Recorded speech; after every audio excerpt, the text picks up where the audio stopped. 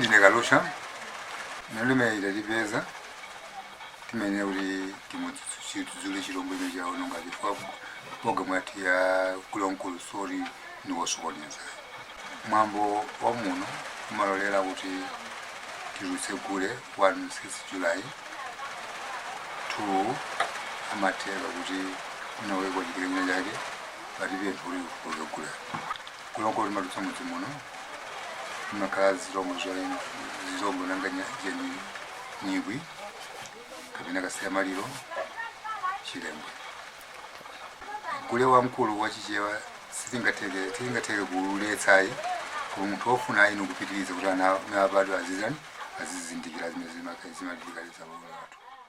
Dzina langa ndine Jefita Kabanga Kachitapwe.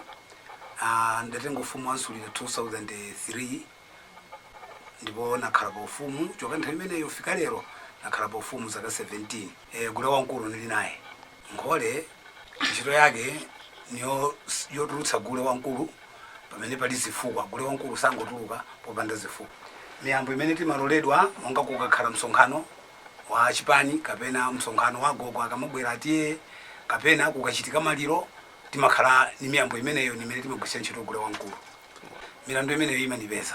Milandu imeneyo timathana nayo timatheka upita komweko ku udambwe konkuja kumene timakakambira nkhani gule uja akapezeka kuti ndi uyu kapena ora asapezeke timapita komweko kayankhula nkhani imeneyo ukapezeka kuti nkhani ija yatha ndiye kaya mkusukuru timakakazikitsa bata kusukuru uja kwaphunzitsi ndi gule uja sapita koso.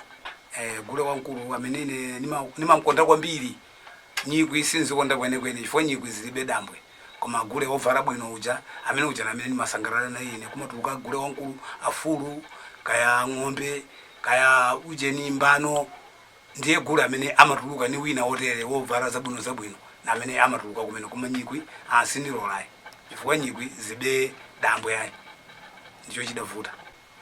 Utaya mwambo wachichewa nulakwisa nangasiza lero zidabwera zachizunguzungu pamene afuna titeze za mwambo wathu wachewa pamene sibwino tero koma ine nimalimbikitsa wanthu kuti tiye ndisasiye chifukwa gule wankulu kwathu aliko chintali kwathu chiliko moti panopa nufuna atakoza mganda kuti pakhale mganda anthu azivina aziona kuti kale timachita izi.